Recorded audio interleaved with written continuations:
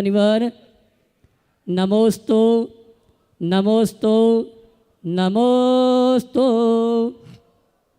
आइए गुरुवर के आशीर्वाद से हम और आप शंका समाधान के कार्यक्रम में अपनी शंकाओं का समाधान प्राप्त करें। उसके पूर्व आप सभी के लिए सूचना है, विशेष रूप से इंदौर नगर के उन तपस्वियों के लिए सूचना है जिन्होंने इस दशलक्षण महापर्व में, शूलाकांड महापर्व में तप तपस्या उपवास किए हैं। उनका अलंकरण समारोह का कार्यक्रम आगामी 13 अक्टूबर 2024 को इसी मोहता भवन परिसर में रखा गया है। प्रातः 8:15 बजे से ये अलंकरण समारोह प्रारंभ होगा। जिन्होंने अपने जीवन में दशलक्षण महापर्व में या शूलाकांड महापर्व में 5 से अधिक और 9 उपवास किए हैं, उन्हें जैन विभूषण की उपाधि से सम्मानित किया जाएगा। 10 से 15 निर्जला उपवास वाले को जैन विभूषण और 16 से अधिक उपवास करने वाले तपस्वियों के लिए जैन रत्न की उपाधि से सम्मानित किया जाएगा। आप तक सूचना पहुंच रही है और आपसे निवेदन है कि 8 तारीख की शाम तक अपना पूरा परिचय, कितने उपवास किए हैं, फोटो सहित, मोबाइल नंबर सहित प्रेषित करें, जिससे आपको 13 तारीख को यहाँ पर सम्मानित किया जाए। और साथ ही परम पूज्य मुनिवर के सानिध्य में आगामी अष्टानिका महापर्व के अवसर पर सिद्धों की आराधना करने का सौभाग्य इंदौर नगर वासियों को परम पूज्य मुनिवर के सानिध्य में प्रथम बार प्राप्त हो रहा है। 108 मंडली सिद्ध चक्र महामंडल विधान में वो पुण्यशाली हैं जिन्होंने मंडल लेकर अपने परिवार के साथ, अपने इष्ट मित्रों के साथ सिद्धों की आराधना करने का अवसर प्राप्त किया है। लेकिन उससे भी महासौभाग्यशाली वो परिवार हैं जो पूरे 108 मंडल की आराधना करने का अवसर प्राप्त करेंगे सामान्य इंद्रनाणी के रूप में। तो मैं आपको यही कहना चाहूँगा, सामान्य इंद्रनाणी की राशि 31,000 रुपये की आवास व्यवस्था सहित और 21,000 रुपये की राशि आवास व्यवस्था से बिना रखी गई है। जो भी इस अनुष्ठान में सम्मिलित होना चाहते हैं, ऑनलाइन ऑफलाइन रजिस्ट्रेशन करा के अपने परिवार के साथ ये अवसर प्राप्त कर सकते हैं। और इस महोत्सव के समापन अवसर पर 15 नवंबर को एक इंदौर इतिहास रचेगा।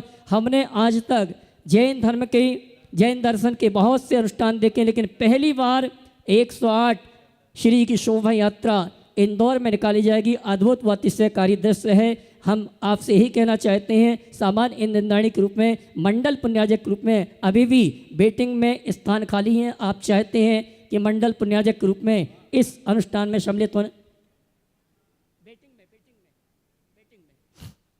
हाँ जी, वेटिंग में जो नाम लिखना चाहते हैं, आप सादर आमंत्रित हैं। हो सकता है कोई मंडल कैंसिल हो जाए, किसी कारण से आपका वो कन्फर्म हो जाए। आइए हम आप चलते हैं। परम पूज्य मुनिवर संधान सागर जी महाराज से निवेदन करेंगे, आगे के शंका समाधान के कार्यक्रम के लिए दोनों हाथ उठा के जयकारा लगाएंगे। बोले परम पूज्य मुनिश्री 108 प्रमाण सागर जी महाराज की नमोस्तु गुरुवर। चलते हैं गुरु चरणों में और आज का यह विश्व प्रसिद्ध शंका समाधान का अपन कार्यक्रम शुरू करें। गुरु चरणों में सबसे प्रथम प्रश्न कर रहे हैं नीरज कुमार जी जैन, SGSITS के प्रोफेसर हैं। वे अपना प्रश्न रखें और उसके बाद में सुनील जी जैन इंदौर तैयार रहें। मुनि त्रय के चरणों में बारंबार नमोस्तु। छुल्लक जी महाराज की इच्छा में, महाराज श्री आप जैसे संत हमें निरंतर प्रेरणा देते हैं कि गुरुओं से, गुरुवाणी से, जनवाणी से यदि डायरेक्ट आपको रूबरू होना है तो मूल ग्रंथ की ओर चलें, मूल ग्रंथों का स्वाध्याय करें। महाराज श्री ये जो ग्रंथ हैं अधिकतम प्राकृत भाषा में मिलते हैं और 3 अक्टूबर को मैंने प्रधानमंत्री जी के सोशल मीडिया हैंडलिंग से पढ़ा कि प्राकृत भाषा को अन्य 4 भाषाओं के साथ शास्त्रीय भाषा में इसको शामिल कर लिया गया है। अभी क्लासिकल लैंग्वेज में इसको शामिल कर लिया गया है। महाराज श्री मेरा जो शंका है, मेरे जो प्रश्न है वो ये है कि किस तरह से ये जो सम्मिलीकरण है इसका शास्त्रीय भाषा के तौर पर, ये पुनः किस तरह से भारतीय ज्ञान परंपरा, भारतीय विज्ञान के संवर्धन, भारतीय विज्ञान के पुनर्स्थापन और भारतीय संस्कृति के पुनरुद्धारक के रूप में संभवतः कार्य कर पाएगा और ये कैसे होगा संभव। महाराज श्री इसमें भी आपसे समाधान अपेक्षित है महाराज जी। नमोस्तु महाराज जी। ये बहुत ही प्रसन्नता का विषय है कि भारत सरकार ने प्राकृत भाषा के गौरव, गरिमा और महिमा को ध्यान में रखते हुए इसे विशेष रूप से 4 प्रमुख भाषाओं में स्थान दिया है। संपूर्ण जैन समाज को इसका हृदय से स्वागत करना चाहिए। जहाँ तक भाषा के माध्यम से संस्कृति के संवर्धन और विकास का सवाल है, मैं इतना ही कहना चाहूँगा कि भाषा से संस्कृति का प्रवाह बनता है। हमारी भाषा हमारी संस्कृति की संवाहिका है। जब तक हमारी भाषा सुरक्षित है तभी तक हमारी संस्कृति सुरक्षित है। प्राकृत भाषा भारत की प्राचीनतम भाषा है। संस्कृत उसका परिष्कृत रूप है। जैन आचार्यों ने आम वाणी को ही अपनी अभिव्यक्ति का माध्यम बनाया। उन्होंने जन भाषा में ही अपने साहित्य का सृजन किया और तीर्थंकरों की मूल भाषा भी प्राकृत थी और उसी लिए अधिकतर जैन ग्रंथ प्राकृत भाषा में निबद्ध हैं। हमारा मूल मंत्र महामंत्र नमोकार भी प्राकृत में है। तो इस दृष्टि से देखा जाए तो हर नमोकार के आराधक के मुख से प्राकृत का उच्चारण होता है। सरकार ने अपना काम किया। अब हमें चाहिए कि हम प्राकृत भाषा का अधिकतम प्रचार प्रसार करें। अनेक विश्वविद्यालय में पाठ्यक्रम में प्राकृत को रखा गया है। भारत सरकार ने अभी क्या प्रावधान प्रस्तुत किया है मुझे उसकी जानकारी नहीं, क्योंकि मैं मीडिया से दूर रहता हूँ। मैं चाहूँगा सरकार ने आज तो 3 तारीख का 6 तारीख हो गया, बेहतर होता मुझे पहले बता देते तो मैं अपडेट रहता। लेकिन सरकार ने क्या कहा है मैं उससे अवगत होना ज़रूर चाहूँगा। और इन सब बातों को ध्यान में रखते हुए सरकार अपना काम करे, पर हमें इसके प्रचार प्रसार के लिए बहुत काम करने की ज़रूरत है। और मैं खासकर महिलाओं से कहूँगा, 1-2 जगह के विश्वविद्यालयों में जहाँ प्राकृत विभाग की व्यवस्था है पर छात्रों की उपस्थिति न होने के कारण कई जगह वहाँ का जो प्रशासन है उसे बंद करने पर विचार कर रहा है। तो ऐसा ना हो कि वो बंद हो जाए। आपके इंदौर विश्वविद्यालय में, अहिल्यादेवी विश्वविद्यालय में भी सरकार ने 25 करोड़ रुपए की लागत से एक उपक्रम यहाँ शुरू किया।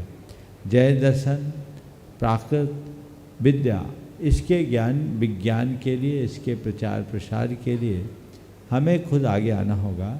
और मैं महिलाओं से कहना चाहूँगा कि जिन्हें अतिरिक्त कोई कार्य नहीं है, जिनके ऊपर अतिरिक्त कोई दायित्व नहीं है, क्यों ना वे इनके माध्यम से MA का कोर्स करें।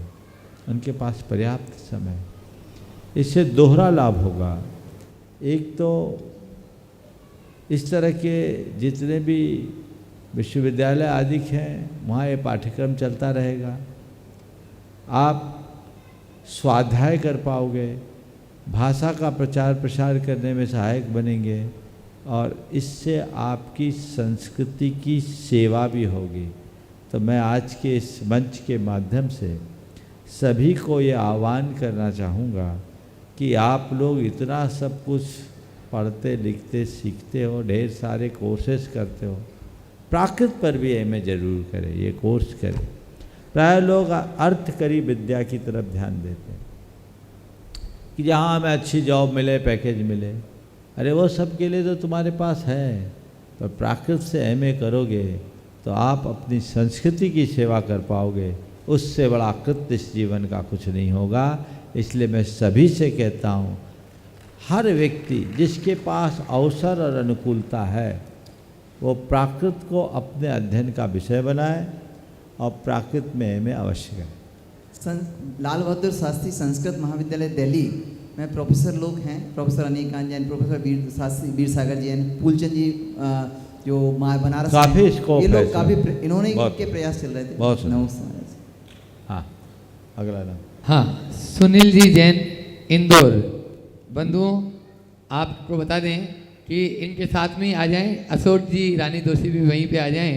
और इन दोनों की जोड़ी रही 1996 में भी क्षमा सागर जी जब यहाँ पर चातुर्मास हुआ, ये बता रहे थे, वहीं पहुँच जाएं। रानी दोषी तो वहीं पे हैं। अपना प्रश्न गुरु चरणों में रखें और उसके बाद में तैयार रहेंगे अपने बीच में आज आशीष जी जैन पाटनी।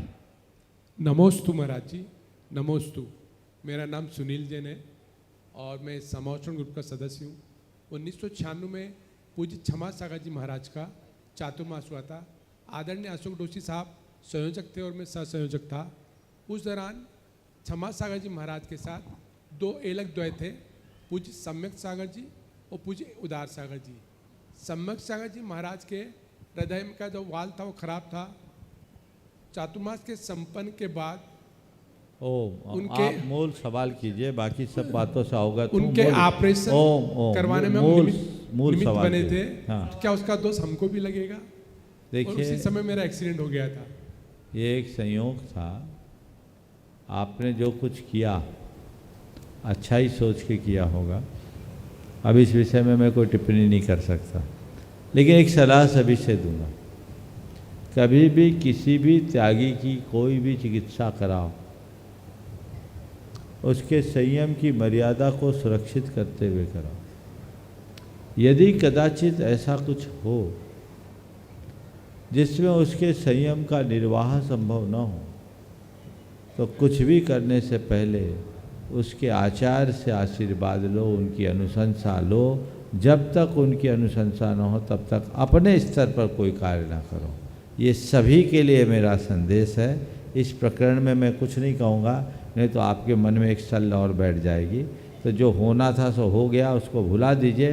लेकिन आगे सब के लिए मैं संदेश जरूर देना चाहता हूँ, आचार्य सर्वोपरि होते हैं। वे कह दे आपको कोई दिक्कत नहीं, और वो ना कहे तो आप आगे आकर न सलाह दें न कोई प्रयास करें। उसके बाद ही मेरा एक्सीडेंट हो गया था। ये एक संयोग है। आशीष जी जैन पाटनी, जो उज्जवल जी नमोस्तु पाटनी महाराज। के भ्राता हैं, प्रसिद्ध नमोस्तु मोटिवेशनल। गुरुदेव। हाँ, मैं नमोस्तु चाहूँगा उनका गुरुदेव। सम्मान भी धर्म प्रभावना समिति कमेटी के मुख्य यजमान मुकेश जी पाटोदी और दिलीप जी वहाँ पर पहुँच जाएं। दिलीप जी डोदा, हर्ष जी भी हैं महामंत्री, वे वहीं पर उनका सम्मान कर दें। महिलाओं के सम्मान के लिए चंदन माला जी पाटोदी आ जाए। हाँ, और उसके बाद में तैयार रहेंगे ऋषभ जी जैन मंडला। नमोस्तु गुरुदेव। मैं छत्तीसगढ़ जैन समाज की ओर से आपके चरणों में नमोस्तु अर्पण करना चाहता हूँ। गुरुदेव, मैं पेशे से चार्टर्ड अकाउंटेंट हूँ और मैं देश का सबसे पहला, मेरी रुचि थोड़ा सा एस्ट्रोलॉजी वास्तु की तरफ ज़्यादा है। इस संदर्भ में मेरा एक प्रश्न था कि मैं चाहता था हमेशा लोगों को ऐसे समाधान दिया जाए जिसमें खर्च ना हो और समाधान अच्छे से प्राप्त हो। तो इसमें मैं हमेशा मयूर पंख को प्रमुखता देता था कि मयूर पंख के द्वारा जो हम समाधान कर सकते हैं वो किसी के द्वारा नहीं कर सकते। तो गुरुदेव, इस संदर्भ में मेरा एक प्रश्न था कि जो पीछे हमारे घर में पुराने से पड़ी रहती है, क्या उसके मयूर पंख को निकाल कर हम उसको समाधान के रूप में दे सकते हैं? क्या उसको हम ज़मीन के अंदर गड़ा सकते हैं दिशा के रूप में, या हम उसको वॉल पर चिपका सकते हैं किसी भी हम समाधान के रूप में? तो गुरुदेव, इसका प्लीज़ आप हमें समाधान दीजिए और हमारा दिशा प्रशस्त कीजिए गुरुदेव। देखिए, मयूर पंख आदि पर हमने ऐसा कोई प्रयोग तो नहीं किया, लेकिन बचपन से सुनते थे कि मयूर पंख पुस्तक में रखने से विद्या बढ़ती है। सही बात। हम लोगों से कह दिया जाता था तो हम लोग भी किताबों में रखते थे, लेकिन मुझे नहीं मालूम कि किताबों में विद्या रखने से विद्या बढ़ी या दिमाग में विद्या भरने से विद्या बढ़ी, ये अलग विषय है। आज पहली बार मैंने सुना है कि मयूर पंखों के माध्यम से ज्योतिषी समाधान आप जैसे चार्टर्ड अकाउंटेंट के द्वारा दिया जा रहा है। अगर ये प्रयोग सफल है तो इसमें कुछ सोचने की बात नहीं, आप कर सकते हैं। रहा सवाल पिच्छी के पंखों को अलग से रखने का, तो ये थोड़ा उचित सा नहीं लगता, क्योंकि उससे पिच्छी बिखर जाएगी। एक आध पंख रखो तो ठीक है, अगर ऐसे करो तो सारे पिच्छी के पंख ही बिखर जाएंगे, पता ही नहीं लगेगा, हाथ में डंडी हो जाएगी। पिच्छी को लोग पूज्यता के भाव से, श्रद्धा से रखते हैं, और घरों में पिच्छी इसी भाव से रखना चाहिए कि ये पिच्छी मेरे घर में है, और जब भी पिच्छी पर नज़र जाए, हे भगवान कब मेरा सौभाग्योदय हो कि मैं पिच्छी को धारण कर सकूं। जय जय गुरुदेव। और हाथ में पिच्छी आ जाए ना तो सब समाधान हो जाएगा। तुम्हारा तो होगा ही होगा, तुम्हारे दर्शन करने वालों को भी समाधान मिल जय जाएगा। जय गुरुदेव। इसलिए नमोस्तु गुरुदेव। मैं यही सलाह दूंगा, ये पिच्छी के पंख का प्रयोग एक आध के लिए मैं नहीं कहता, पर इस तरह से करना उचित नहीं है। मयूर पंख बहुत मिलते हैं, उन्हें संग्रहित करके रखो और उसे अपने तरीके से ऊर्जावान बनाए और उसकी ऊर्जा का उपयोग किया जा सकता। नमोस्तु बहुत गुरुदेव। बहुत नमोस्तु। ऋषभ जी जैन आज अपने बीच में एसटीएम मंडला उपस्थित हैं और उनके साथ में समस्त प्रशासनिक अधिकारी जो आए हैं वे भी उपस्थित हैं। जोरदार ताली से उनका स्वागत अभिनंदन कर दें। ऋषभ भाई अपना प्रश्न गुरु चरणों में रखें और उसके बाद में पूरे चातुर्मास के मुख्य यजमान मुकेश चंदनवाला पाटोदी जो 2-3 दिन से उनका प्रश्न रह रहा था। प्रशासनिक ग्रुप में 2 को तो 2, इतने सारे प्रशासनिक ग्रुप में 2 प्रश्न, ऋषभ भाई एक आप और एक और पूछ सकते हैं। 2-3 कर लो। हाँ, नमोस्तु गुरुदेव। आचार्य गुरुवर विद्यासागर जी महाराज के आशीर्वाद से संचालित प्रशासनिक प्रशिक्षण संस्थान के हम सभी पूर्व प्रशिक्षार्थी हैं और पूरे परिवार के साथ हम आपके चरणों में बारंबार नमोस्तु कहते हैं। नमोस्तु।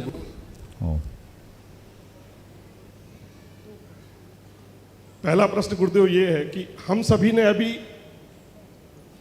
कई मौके पर आपस में चर्चा की और जबलपुर तथा अन्य जिलों के प्रवास के दौरान यह बात मेरे संज्ञान में आई है कि हमारे समाज के मंदिरों की बहुत सारी संपत्तियां जो कि ट्रस्टों के रूप में हैं,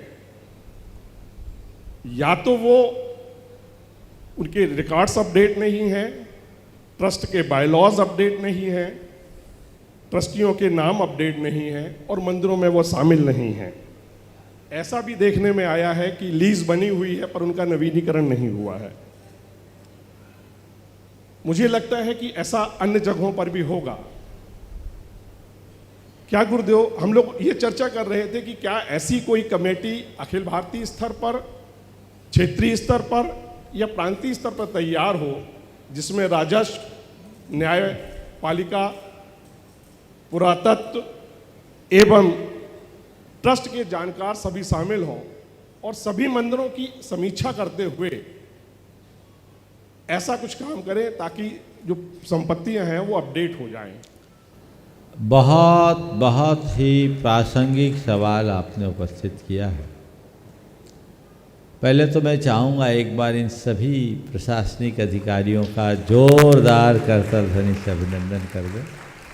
कभी हमने इन लोगों को मड़िया जी में पढ़ते हुए देखा है और आज आगे बढ़कर ये लोग अपने अपने दायित्वों का निर्वाह करते हुए देश प्रदेश और समाज की सेवा करते हुए धर्म प्रभावना के कार्य में लगे हैं। मैं समझता हूँ गुरुदेव के सपने को साकार करने का यही सबसे बड़ा प्रमाण है। आप सबकी जानकारी के लिए मैं ये कहूँगा कि देश में सबसे पहला प्रशासनिक प्रशिक्षण संस्थान 1990 में जबलपुर में गुरुदेव के निर्देशन में खुला, दिगंबर जैन प्रशासनिक प्रशिक्षण संस्थान। आज तो बहुत सारे खुल गए।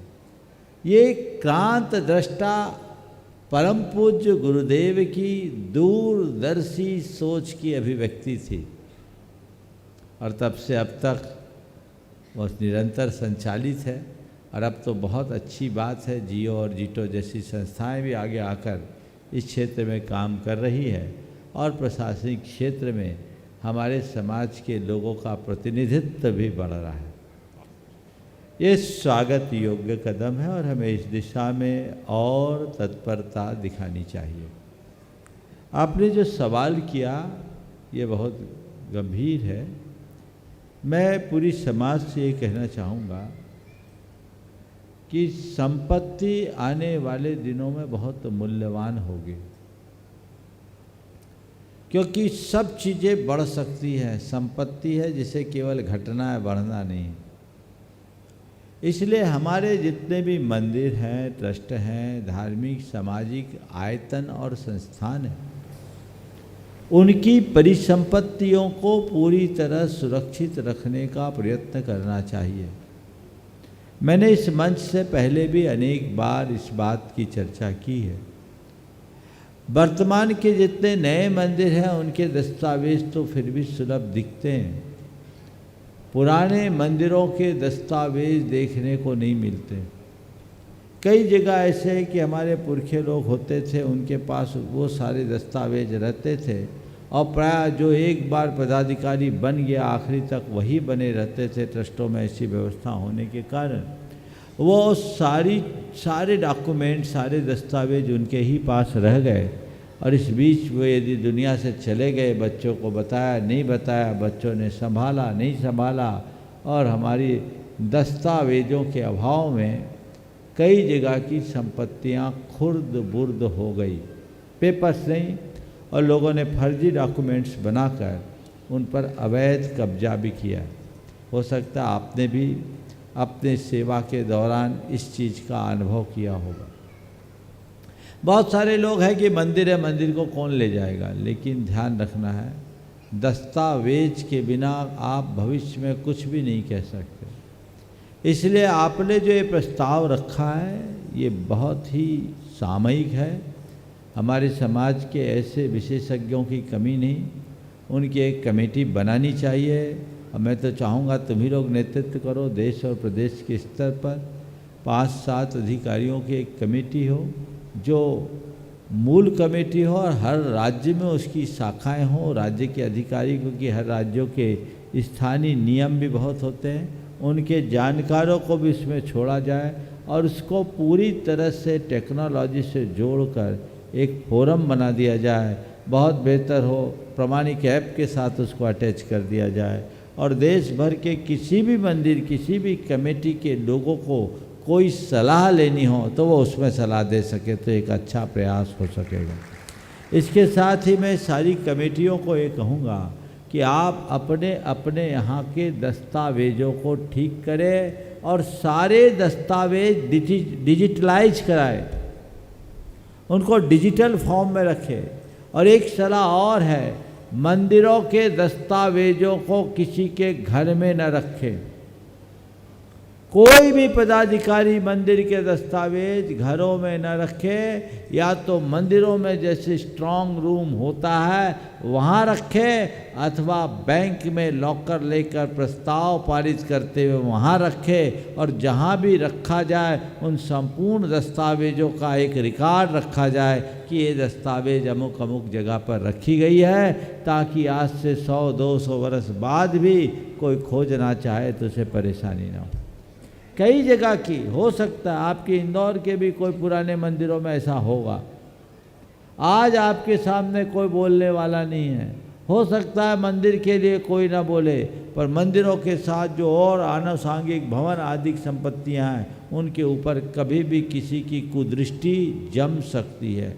इसलिए ये और कानूनी जटिलता का भी परिणाम आ सकता है। अभी वक्फ बोर्ड वाला तो चक्कर सबके सामने है ही।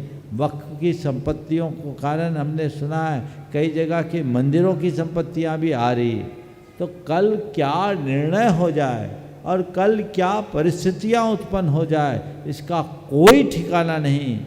इसलिए इन सब बातों पर बहुत गंभीरता के साथ, जिम्मेदारी के साथ पहल करनी चाहिए और लोगों को तत्परता से आगे आना चाहिए। आप किसी भी ट्रस्ट, किसी भी कमेटी के प्रमुख हो तो आपकी सबसे पहली जिम्मेदारी है कि उसकी सारी संपत्ति को सुरक्षित रखें, और ये तभी संभव होगा जब आप उसके सारे डॉक्यूमेंट्स सुरक्षित रखें। हाँ, एक नमोस्तु प्रश्न गुरुदेव। और कर लें। हाँ, मुनि त्रय के चरणों में बारंबार नमोस्तु नमोस्तु नमोस्तु। मुनिवर, मेरा प्रश्न सामान्य श्रावकों के परिप्रेक्ष्य में है। कहते हैं कि गुरुवर महिमा अगम की कहत सुनत की ना है, गुरुवर महिमा अगम की कहत सुनत की ना ही, और जो जानत सो कहत नहीं और कहत सो जानत ना ही। वर्तमान परिप्रेक्ष्य में हम देखते हैं कि जो जानता है सो कहता है, जो नहीं जानता है वो ज़्यादा कहता है।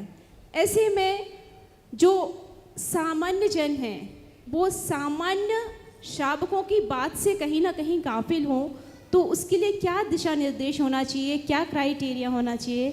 महाराज जी संबोधित करें। हमारे यहाँ एक बहुत पुरानी सूक्त थी कि सबकी मत सुनो, उसी की सुनो जो सुनाने का अधिकारी। क्या बोला? सबकी मत सुनो, सुनाने वाले तो ढेर मिलेंगे। आजकल सुनाने वालों की कमी नहीं है, सुनने वालों की कमी। तो सबकी मत सुनो, उसी की सुनो जो सुनाने का अधिकारी, अर्थात जिसकी बात प्रामाणिक हो। और उस प्रामाणिकता का अंदाज कैसे लगाए? तो संस्कृत में न्याय शास्त्र में एक सूक्ति है, वक्तु प्रामाण्यात् वचन प्रामाण्य। वक्ता की प्रामाणिकता से वचनों में प्रामाणिकता आती। क्या बोला जा रहा है ये सेकेंडरी है, कौन बोल रहा है इसमें हमारी प्राथमिकता होनी चाहिए। बोलने वाला सही है तो आंख मूंद कर स्वीकार लेना, उसकी गलत बात भी हमारा भला कर देगी। लेकिन बोलने वाला आदमी गलत है तो हो सकता है उसकी अच्छी बात भी हमें उलझा दे। इसलिए गाफिल करने वाले लोग बहुत होंगे, पर हमें तो गाफिल होने से बचना है। प्रयास हमारा ये होना चाहिए, तो हम अपनी समझ विकसित करें तो सब कुछ ठीक होगा। आजकल एक बड़ी चूक दिखती है, लोग नकारात्मक बातों पर बहुत जल्दी विश्वास और भरोसा कर लेते। खासकर सोशल मीडिया में जितनी बातें आजकल परोसी जाती है उसमें ज़्यादातर नकारात्मक होती और लोग उन नकारात्मक बातों के प्रति सहज आकृष्ट हो जाते हैं, जल्दी भरोसा होता है। अच्छी बातों से तो फिर भी लोग थोड़ा विचार कर ले, लेकिन बुरी बातों को आंख मूंद करके स्वीकार लेते। ये मनोवृत्ति बदलने की आवश्यकता है। जब ऐसी मनोवृत्ति बदलेगी तभी रास्ता प्रशस्त हो। नमोस्तु गुरुदेव, नमोस्तु। चातुर्मास के मुख्य यजमान मुकेश चंदनवाला पाटोदी इंदौर, और उसके बाद में तैयार रहेंगे श्रीमती अंजू छाबड़ा रांची। नमोस्तु महाराज श्री। महाराज जी, प्रश्न ये कि हेलो महाराज श्री, प्रश्न ये है कि पुण्य का फल एक बार भोगा जाता है, और ऐसा ही पाप का फल भी महाराज जी कोई सज़ा मिलती तो एक ही बार मिलती है, या उसका कैसे क्या होता है महाराज जी? पुण्य का फल एक बार भोगा जाता है, पाप की सज़ा एक ही बार मिलती है या अनेक बार, मुझे नहीं मालूम, पर हमने देखा है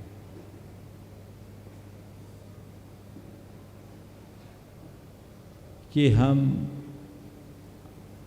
आम में मोर साल में एक बार लगता है। आम में मोर साल में एक बार लगता है, पर बेशरम का फूल साल भर खिलता रहता है। बात समझ में आ रही? आम में मोर साल में एक बार लगेगा, पर बेशरम का फूल साल भर खिलता रहता है। इसका मतलब अच्छाई विलंब से आती है और जाने के बाद जल्दी नहीं लौटती। बुराइयां सहज आती है और जाने के पहले अपना बीज छोड़ जाती।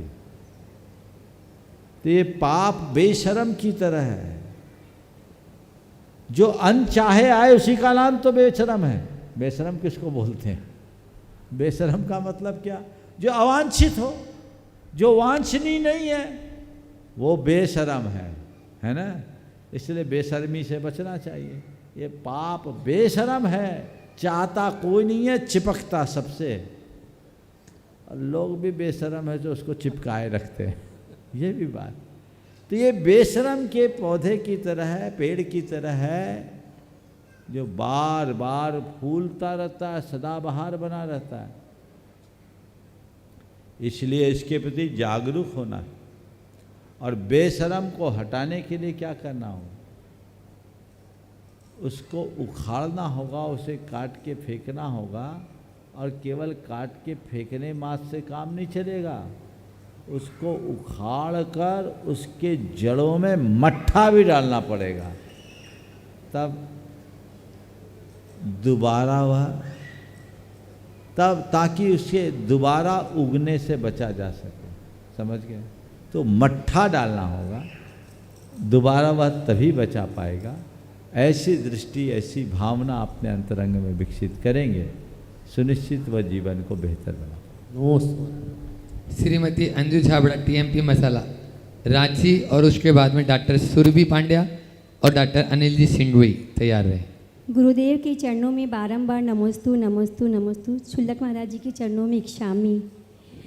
गुरुदेव, जब हम छोटे थे तो लगता था कि बड़े लोग सुखी हैं, और जब हम बड़े हुए, बचपन में महाराज से ऐसा लगता था कि बड़े लोग सुखी हैं, और जब हम बड़े हुए तो ऐसा लगता है कि बचपन अच्छा था। तो गुरुदेव, हम जिस स्थिति में हैं उसमें कैसे सुखी रहें? बस यही हमारे दुख का कारण है। जब तक हम अपने से हटकर दूसरों को देखेंगे, दुखी बने रहेंगे, और जब हम अपनी स्थिति को देखेंगे तभी सुखी हो पाएंगे। ये जीवन का एक बहुत बड़ा रहस्य है। दाम बिना निर्धन दुखी, तृष्णावश धनवान, और कहूँ न सुख संसार में, सब जग देखो छान, की उक्ति इसी आधार पर। सच्चाई ये है कि न तो बचपन में सुख है, न बड़े होने में सुख उसको है जो अपने में मगन। ठीक, चलिए। नमस्ते महाराज। जो सबको प्रकृति की ओर लेकर जा रही है और दवाइयों से छुटकारा भी दिलाना चाह रहे हैं, आज सब तरफ यही हो रहा है। उसमें बहुत ही अग्रणी भूमिका डॉक्टर सुरभि पांड्या, न्यूयॉर्क, जो योगेंद्र जी, योगेंद्र जी भी यदि उपस्थित हो वे भी आ जाएं, शिरोमणि संरक्षक गुणायतन, और डॉक्टर अनिल जी सिंघवी बहुत ही अच्छा कार्य कर रहे हैं। जोरदार तालियों से उनका स्वागत, अभिनंदन कर दें। और वे गुरु चरणों में दोनों अपना प्रश्न, और साथ में यूएसए से ही अपने एनआरआई पाठशाला, जो प्रमाणिक पाठशाला, और गुणायतन की शिरोमणि संरक्षक भी हैं शेफाली जैन अजमेरा, वे भी आ जाएं।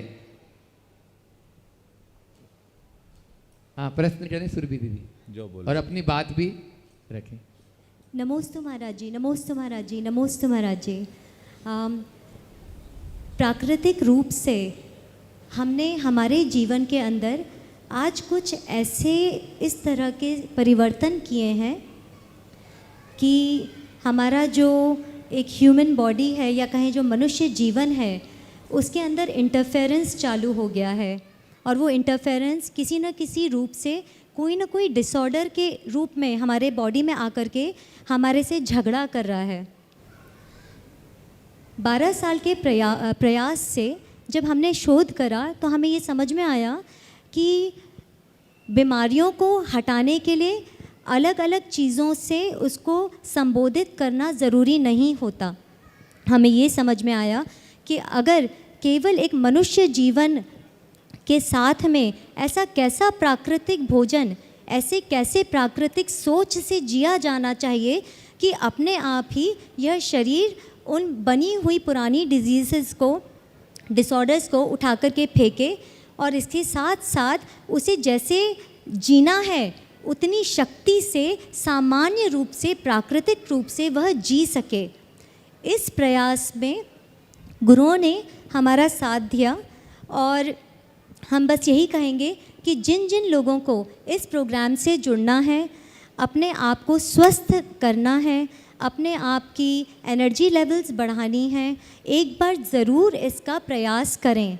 ये प्रयोग है, इस प्रयोग को अपने जीवन में धारण करके देखें। इसमें लूज़ करने के लिए कुछ भी नहीं है, शायद हम गेन ही कर जाएंगे। कोई, वापस मैं कहती हूँ, कोई स्पेसिफिक डिजीज़ को रिवर्स करने का यहाँ कोई पद्धति नहीं है, लेकिन अगर वो रिवर्सल में चले जाती हैं स्वाभाविक रूप से, तो ये आपके खुद के शरीर की स्थायी शक्ति है जिससे वो अपने आप उन डिजीज़ डिसऑर्डर्स को बाहर फेंक रही है। ये हम इसमें कुछ नहीं कर रहे, हम केवल आपको प्राकृतिक रूप से जीना सिखा रहे हैं। प्लीज़ जिसको भी यह कार्य करना है जैन समाज में, वो आगे बढ़ कर के हमारे से कांटेक्ट कर सकते हैं डायरेक्टली। हमारा फ़ोन नंबर, कांटेक्ट नंबर है, ये यूएस का नंबर है, न्यूयॉर्क का, तो इसे आप प्लीज़ सेव कर लें। +91 917 916 3442 वेबसाइट है हमारी। सॉरी, +91 नहीं है, +1 है डायरेक्टली। मैं रिपीट करती हूँ, +1 917 916 3442 वेबसाइट, जिसमें आपको पूरे प्रोग्राम की इन्फॉर्मेशन मिल सकती है। उसका नाम है www.awakennow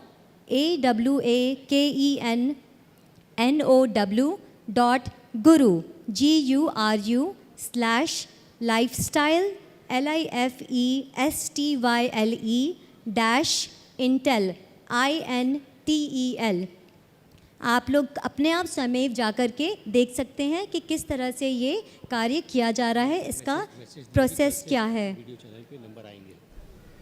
मेरे को बोलना है, कल से वीडियो चैनल पे इसके नंबर्स आपको अपने आप मिल जाएंगे वहाँ पर, तो आपको वहाँ पर डिटेल मिल जाएगी।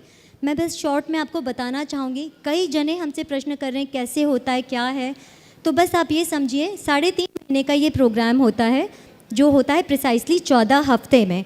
14 हफ्ते में हम केवल एक बार आपसे बात करते हैं। आपके कन्वीनियंट टाइम होता है, या सैटरडे होता है, या संडे होता है, या फ्राइडे होता है।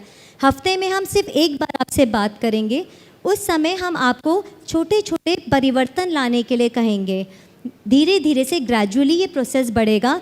एक हफ्ते में एक इंस्ट्रक्शन जाएगा, फिर दूसरे हफ्ते में उस इंस्ट्रक्शन से आपने किस तरह से अपने ऊपर उसको अप्लाई करा, उस इंस्ट्रक्शन को अपनी लाइफस्टाइल में कैसे धारण करा, हम उसके बारे में आपसे जानते हैं, पूछते हैं। अगर आपको कोई डिफ़िकल्टी आई तो हम उसे एड्रेस करते हैं, आपको हेल्प करते हैं, सपोर्ट करते हैं कि छोटे छोटे से चेंजेस आप अपने जीवन में ला सकें।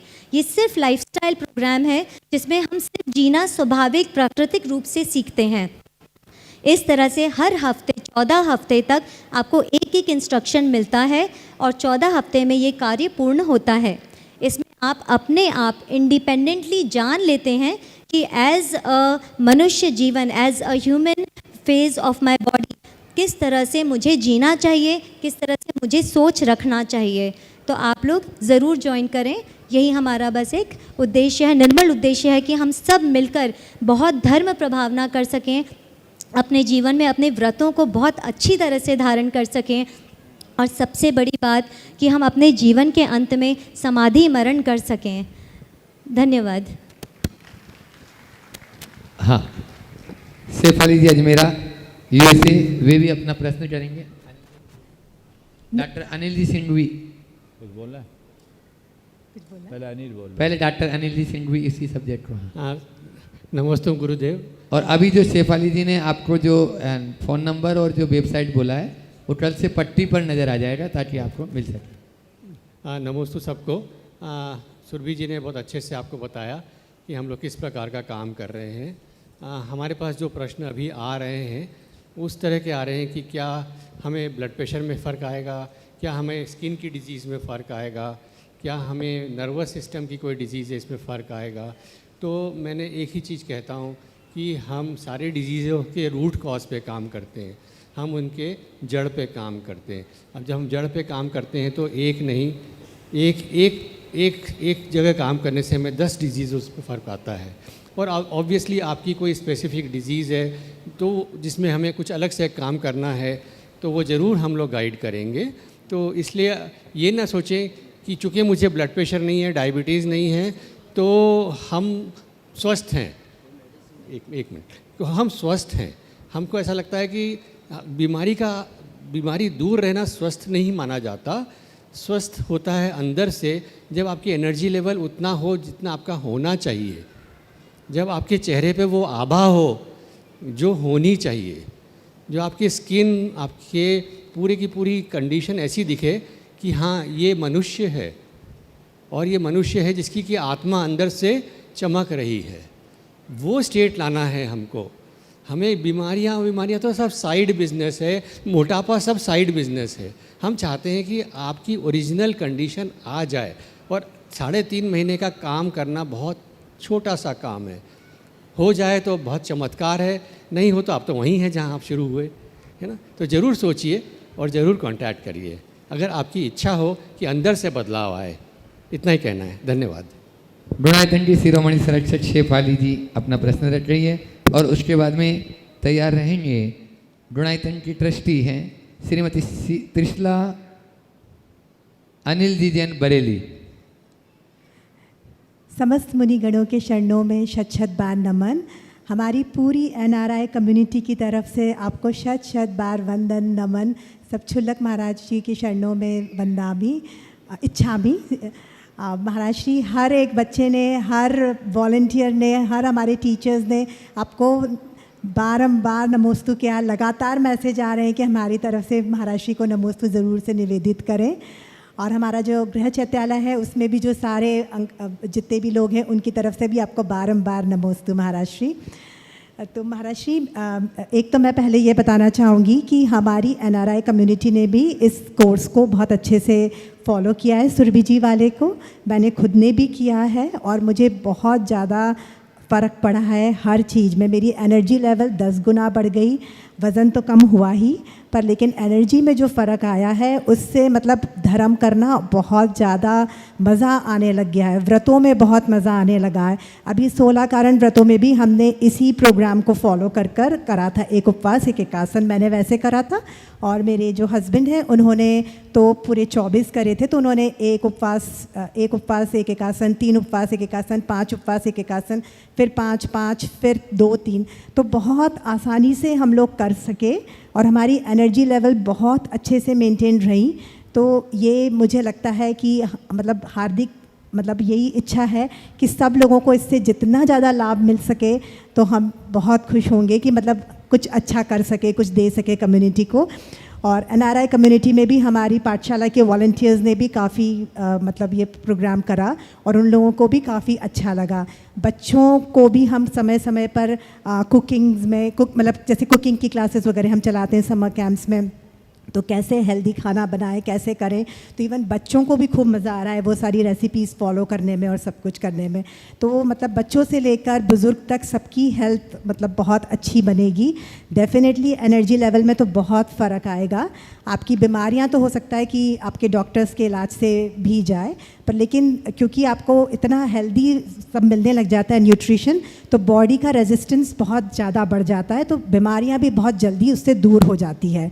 तो ओवरऑल बहुत ही अच्छा, कोई साइड इफ़ेक्ट नहीं है, बहुत सिंपल है, इजी तो नहीं है पर बहुत सिंपल है, हर कोई उसे आराम से फॉलो कर सकता है। तो मुझे तो बहुत ज़्यादा अच्छा लगा। अब महाराज जी, एक प्रश्न ये बनता है कि अभी हमारे जो इतने प्रोग्राम्स चल रहे हैं, जैसे अभी हम 6 ढाला पे भी काम कर रहे हैं, NRI कम्युनिटी के सब वॉलंटियर्स, पूरा प्रामाणिक समूह उसमें जुड़ा हुआ है। उसके अलावा भी हमारे इन हाउस बहुत सारे वीडियोस वगैरह के ट्रांसलेशंस इंग्लिश में चल रहे हैं, तो वो सब वॉलंटियर्स बेसिस पर बहुत सारे काम होते हैं। तो महाराज जी, एक बार ये बताइए कि जो योगदान जो लोग करते हैं तो उनकी भवितव्यता कैसी बनती है, भविष्य में उन्हें किस तरीके के पुण्य का उपार्जन करने का मतलब किस तरह का पुण्य उनको उपार्जित करने का सौभाग्य मिलेगा, तो इससे सबका मनोबल बहुत बढ़ेगा। पहले तो मैं चाहूँगा एक बार इस टीम का जोरदार अभिनंदन करें। और शेफाली जी एक डायनामिक पर्सनालिटी की धनी है। ये अमेरिका में रहते हुए 24 घंटे एक ही काम में लगे रहती हैं, और ये और इनके श्रीमान दोनों ने बहुत धर्म प्रभावना के क्षेत्र में बहुत अनुकरणीय कार्य किया है। एक बार इनका जोरदार अभिनंदन। आपने पूछा है जो इस तरह की गतिविधियों को आगे बढ़ाने में अपना योगदान दे रहे हैं, उनको क्या पुण्य मिलेगा। शास्त्रों के अनुसार धर्म, धर्मात्मा और धर्मायतन के संरक्षण में जो भी लगते हैं उन्हें उत्कृष्ट साता वेदिनी का आश्रय होता है।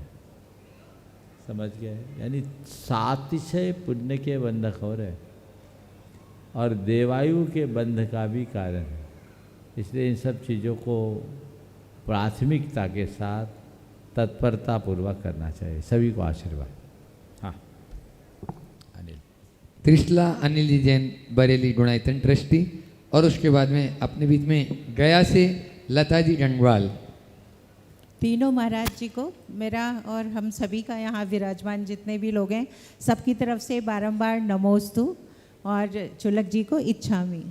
महाराज जी, एक बहुत साधारण सा प्रश्न है, हम सभी की तरफ से है कि जब हम किसी से मिलते हैं तो हम दूसरे से अपनी तुलना जैसी हो जाती है, ये हमसे ऊंचा है, ये नीचा है, ये रंग रूप में ऊंचा है, पैसे में ऊंचा है। तो एक इन्फीरियरिटी, कई बार तो इन्फीरियरिटी कॉम्प्लेक्स आ जाता है, कई बार सुपीरियरिटी कॉम्प्लेक्स भी आता है। तो इन सब बातों से हम कैसे बचें कि दूसरों से तुलना ना करके इन विभावों से बचे रहें और अपने स्वाभाविक गुणों और परिणामों के साथ जो कुछ हमें मिला है उसके साथ मस्त रहें। महाराज जी, बहुत अच्छा सवाल है। हम कंपैरिजन से कैसे बने? बच्चे, बड़ा सरल सा उपाय, कॉम्बिनेशन बनाना सीख लो, कंपैरिजन ख़त्म हो जाएगा, कंपटीशन ख़त्म हो जाएगा, कोऑपरेशन बढ़ जाएगा। क्या बोल रहा हूँ? 4 शब्द है, कंपैरिजन, कंपटीशन और कॉम्बिनेशन, कोऑर्डिनेशन। जहाँ कंपैरिजन करोगे तो कंपटीशन के भाव आएंगे और कॉम्बिनेशन बना करके चलोगे तो कोऑपरेशन की बात आएगी। हमें एक दूसरे के गुणों को ग्रहण करना चाहिए और उनके साथ तालमेल बनाकर चलने का अभ्यास बढ़ाना चाहिए। लेकिन कभी किसी से किसी की तुलना करने की कोशिश नहीं करनी चाहिए। तुलना की जगह प्रेरणा पानी चाहिए। हम जब सामने किसी को रखते हैं तो 2 तरह की प्रतिक्रिया होती है। एक, तुलना से हम अपने आप को विशेष या कमतर आंकते हैं, जो हमारे मन में सुपेरिटी या इन्फीरियरिटी को जन्म देती है, जो एक बड़ी दुर्बलता है जिसे हमें दूर करना चाहिए। पर इसकी जगह अगर हम किसी को देखते हैं अपने से अच्छा तो उससे इंस्पिरेशन पाते हैं, प्रेरणा पाते हैं, इंस्पायर्ड होते हैं, तो वो हमें अपने जीवन को आगे बढ़ाने के लिए एक बहुत बड़ा आधार बनता है। तो तुलना करने की जगह प्रेरणा पाएं। तुलना से ईर्ष्या उत्पन्न होगी, अहंकार उत्पन्न होगा, और प्रेरणा पाने से जीवन की प्रगति होगी, उन्नति होगी और सामने वाले के प्रति विनम्रता भी जाएगी। इसलिए प्रेरणा पाएं और फिर हम देखें कि उस जैसा बनने के लिए हम उनका कैसा साथ ले सकते हैं, और उनसे हमें साथ लेने के लिए कॉम्बिनेशन बनाना होगा, सामंजस्य बनाना होगा, तालमेल बिठाना होगा, और फिर एक दूसरे को कोऑर्डिनेट भी करना होगा, कोऑर्डिनेशन करना होगा। तो ये भावना जब मन में जगेगी तो हम अपने जीवन को रचनात्मक दिशा में आगे बढ़ाने में समर्थ हो सकेंगे, और इसके उलट केवल ऊपर ऊपर की बातों में उलझ कर रह जाएंगे तो कुछ भी हासिल नहीं कर पाएंगे। नमोस्तु गुरुदेव, नमोस्तु गुरुदेव। लता जी गंगवाल नहीं, यस मनाली सेठी बड़वानी, और उनके साथ में रहेंगे जो रात दिन सेवा में लगे रहते हैं, विक्की भैया टुनकुरी और हरीश सेन जी, दोनों ही गुणायतन के ट्रस्टी भी हैं। हरीश सेन जी दिल्ली काट जी, नमोस्तु। यस भैया के पास पहुंच जाए। नमोस्तु महाराज श्री। महाराज श्री, कभी कभी जीवन में ऐसी परिस्थितियाँ आके खड़ी हो जाती है तो हम लोग उस परिस्थिति के आगे मजबूर हो जाते हैं तो और हावी हो जाते हैं, तो फिर वो इसमें मजबूती कैसे लाएं महाराज श्री? देखो, कैसे भी जटिल परिस्थितियाँ आए, उस घड़ी में मजबूर होने की जगह मजबूत बनने के लिए 4 उपाय। पहली बात, अपना आत्मविश्वास पक्का रखो। दूसरी बात, सोच को सकारात्मक बनाओ। तीसरी बात, कर्म सिद्धांत पर विश्वास रखो। और चौथी बात, आशावादी बनेगा, चीज़ें बदलेगी। हमेशा ये सोचना चाहिए कि कैसी भी परिस्थिति है, ऊपर की है अंदर की नहीं, आज है कल बदल जाएगी और मैं इसे बदल दूंगा, सब ठीक हो जाएगा। सोच को सकारात्मक रखेंगे तो हमें उल्टा भी सीधा दिखने लगे। कर्म सिद्धांत पर विश्वास रख करके चलेंगे तो हमें ये कर्म संयोग की भांति दिखेगा और वो हमें किसी भी अर्थ में विचलित होने से बचाएगा। और आशावादी बनेंगे तो मन का उत्साह बना रहेगा, हताशा हम पर हावी नहीं होगी। हमें लगेगा कि रात है, सुबह जरूर होगी, सुबह जरूर होगी, सुबह जरूर होगी। नमोस्तु महाराज श्री। यश जी सीटी बड़वानी, विक्की भैया और हरीशन जी दोनों बनाए थे, ट्रस्टी साथ में रहेंगे। मनु भाई, हाँ मनु भैया भी साथ में, पूरी टीम ही साथ में रहेगी। नमोस्तु महाराज श्री। उसके बाद में नमोस्तु, महाराज जी नमोस्तु, नमोस्तु महाराज श्री। नमोस्तु महाराज श्री। महाराज श्री, भोजन और भजन दोनों में इतना ही अंतर होता है। भोजन तन की जरूरत, भजन मन की जरूरत। गुरुदेव, भोजन की भूख ना लगे तो तन रोगी, भजन की भूख ना लगे तो मन रोगी। गुरुदेव, भजन की भूख कैसी हो कि भोजन याद ना आए, और भोजन की भूख कैसी हो कि मन भजन में रमा जाए। भजन की भूख कैसी हो कि भोजन याद ना आए, और भोजन की भूख कैसी हो कि मन भजन में रमा मन जाए। भजन में रम जाए। मैं तो इतना ही कहूँगा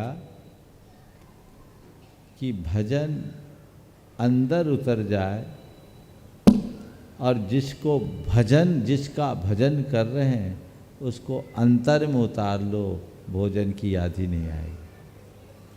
क्या बोला? भजन को अंतर में उतारो, और जिसका भजन कर रहे हैं उसको अंतर में उतारो, भोजन की याद नहीं आएगी। अगर हम अपने परमात्मा की निकटता का एहसास करेंगे तो कभी भी हमें बाहर की बातों का पता नहीं चलेगा। तो आप इस तरह से भजन करो कि भोजन की याद ही ना आए, और भोजन कैसा करो जो मन भजन में रमा रहे। तो बस वैसा ही भोजन करो जिसको बोलते सात्विक भोजन, क्योंकि हम लोगों के सामने ये पुरानी कहावत है, जैसा खावे अन्न वैसा होवे मन, और जैसी पीवे पानी वैसी होवे बानी। तो भोजन और पानी से हमारे मन और वाणी का संबंध है। इसे समझते हुए जीवन को उसी दिशा में आगे बढ़ाएं। समय हो गया, यहीं पर विराम। बोलिए परम पूज आचार्य गुरुवर श्री विद्यासागर जी महाराज की।